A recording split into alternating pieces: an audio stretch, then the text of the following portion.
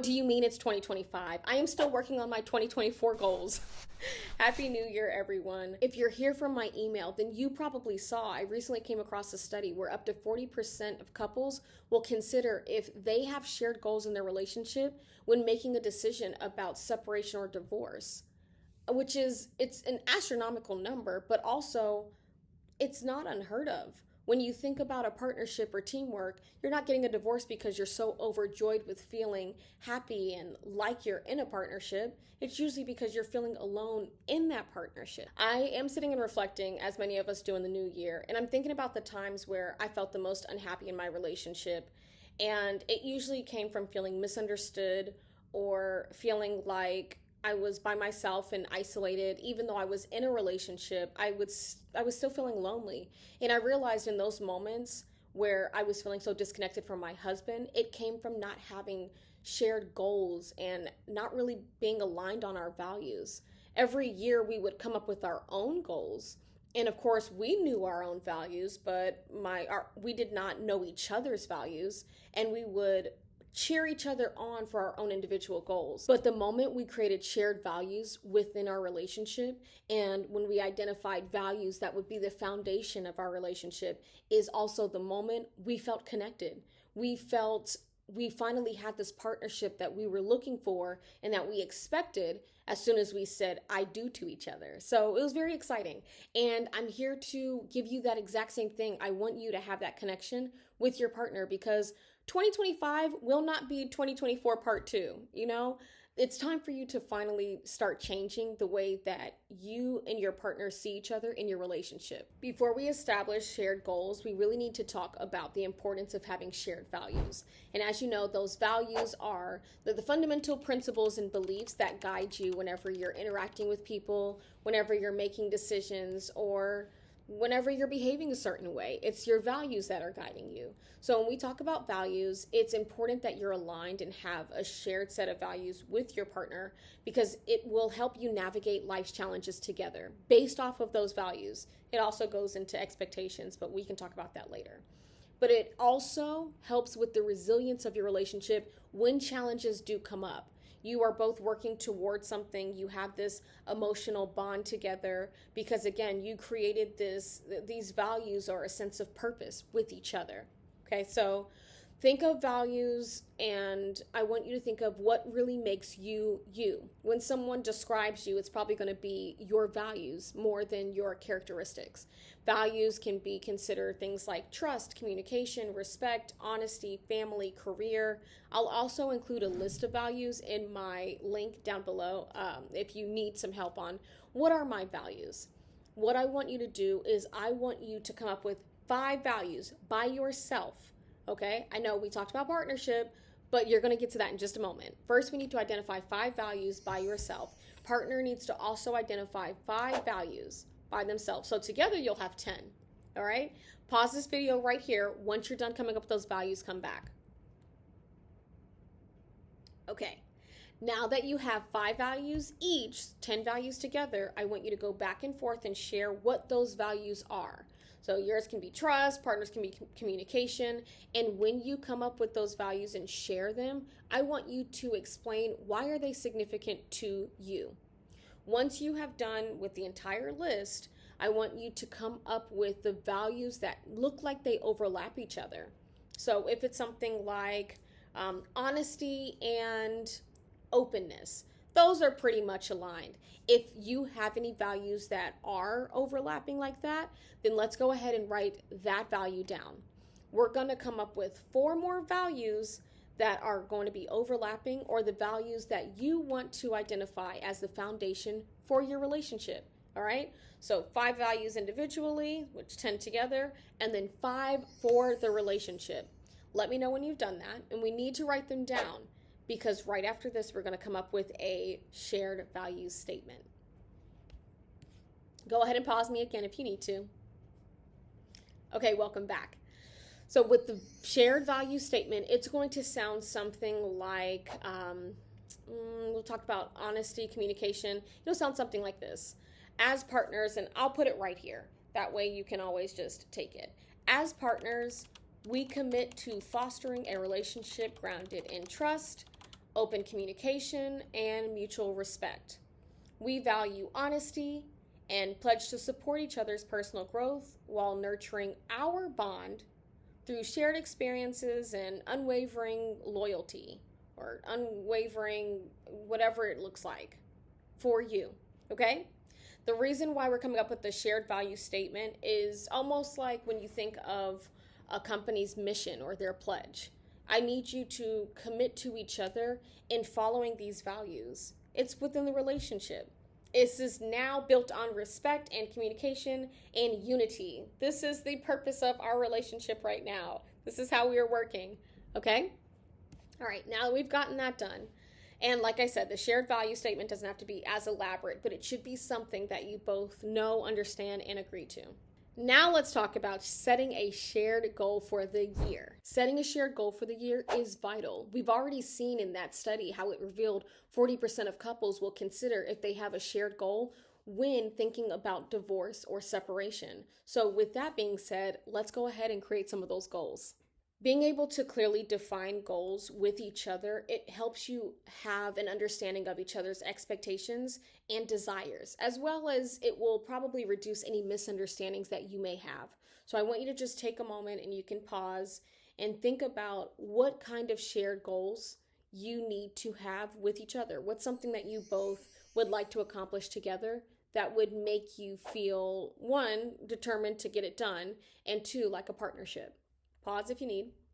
You may have noticed while you were working to set goals together that you had to be honest and communicate with each other, wait until your partner was done speaking, and already even establishing that shared goal, it should have fostered a sense of connection between you two and a state of understanding where you're finally like, yes, that's exactly what I want too.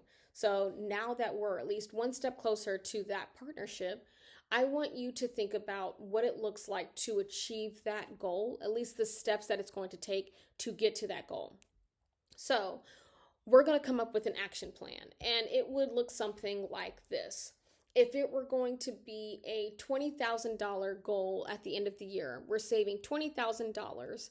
It means there needs to be $5,000 every quarter that should be saved in order to get to that $20,000. I want you to outline the actions that you need to take to achieve that goal. And we can pause right here if you need to and really think about it. Now that you've outlined the actions, I want you to assign responsibilities to each other.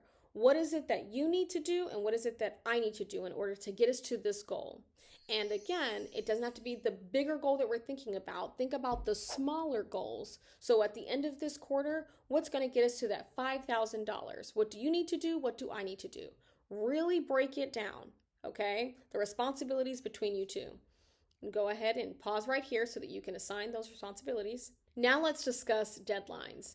Just like a business, you two should be meeting every week or bi-weekly. Not kidding. Put it on your schedule to make sure that you are still in place to meet this goal. You need to make sure that you are assessing your progress and changing things around as needed, readjusting the plan if required, because things do come up, challenges happen, and I need you to be able to address those challenges together. So put on your calendars, discuss with each other, what does it look like the next time that we're going to meet to make sure we are make sure that we are making progress toward this goal. And at that time, by the first time that you meet, you should be able to determine if that goal is too astronomical or not. And again, readjust your plans based off of how you're feeling in that first meeting.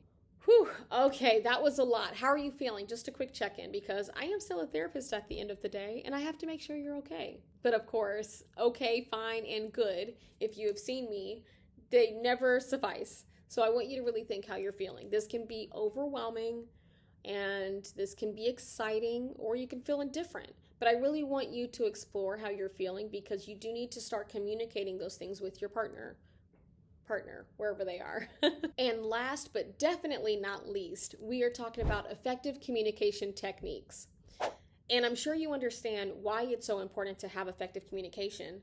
Not only does sharing thoughts and your feelings with communication, of course, deepen that connection that you have with your partner, but it also leads to having this greater intimacy in your relationship too. So you have that stronger bond as you're sharing. And it's beautiful. It's fantastic. Who doesn't want open and honest dialogue? Come on.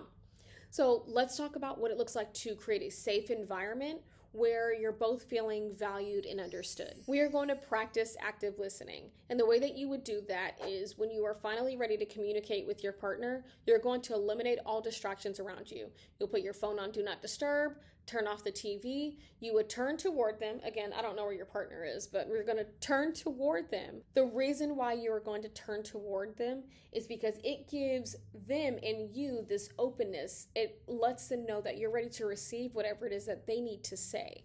If you were to just stay facing forward and go, yes, I'm listening to you, I mean, yes, of course, the connection is still there if you're looking at them. But when you turn to face them and you don't have your arms crossed and you're open to receiving it, it makes it feel safer for them to share. Once your partner is done sharing, I want you to summarize what you just heard your partner say. Reflect back exactly what you heard to make sure that you did hear it correctly. There are many times where we think we may have heard something and our partner says, that's not what I said at all.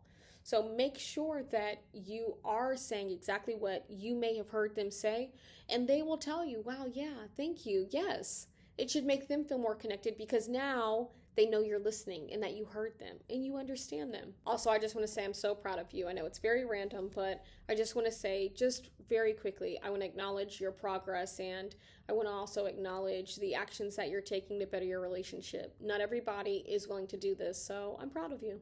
All right, let's keep going. When expressing your thoughts and feelings, it's really important that you use I statements to keep your partner out of blame.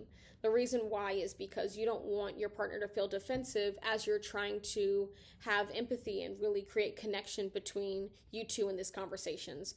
There's a better way that I like to embrace vulnerability, but for right now, because the better way would take a longer video, or you can check out the program Revive Your Relationship that I'll link down at the bottom.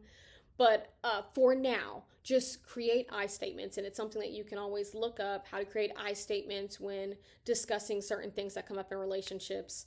And that will, again, create a safer environment. Now that you've established a safer environment, you're able to discuss the important matters that come up in your relationship. So make sure that you're both calm and available, meaning no distractions around you, and then you can start having those conversations. If you feel like, hey, your voice is escalating or you're getting defensive, it's okay to call that out and say like, hey, let's just take a moment. Something's happening right now. The environment has not really become as safe as we made it originally. Remember, that also comes with respect. When you are not interrupting your partner, let them share everything that they need to share first. Even if it brings up a lot in you, this is still your partner's truth. And again, making sure that your tone, don't raise your voice, because again, it will put people on the defensive, right? If you have someone raising their voice at you, you would also feel the same way. Whoa, what's going on? Why are you raising your voice? So let's try to maintain respect with each other, keep those distractions to a minimum, and always ask questions if something sounds unclear to you. If you're not sure what your partner is saying, ask them to repeat it. And then again, repeat it to them so that you make sure you understand. Having understanding is everything when having effective communication, but it starts with asking questions for things that you do not understand. And if nothing else, please take away, we need to practice empathy with our partner. Empathy creates connection. And again, when we are feeling disconnected is when the arguments come. So to be empathetic, it means to acknowledge and validate your partner's feelings. Even if you do not fully agree with how they feel or why they would feel that way, this is still their truth. All right, and that goes on both sides. It's still their truth. I promise if you implement these steps, you will have a much better understanding of each other. You'll be able to strengthen the bond that you currently have in your relationship, and you'll improve your communication significantly. Let me know how it goes. Go ahead and drop a comment if any of this helped, or if you would like to see something differently, and I will see you in the next video. Remember to subscribe if you liked for more information and for a more comprehensive approach to really revitalizing your connection. Please consider exploring the Revive Your Relationship, which is designed to help couples connect and thrive. So again, the link is down there, and I'll see you in the next video.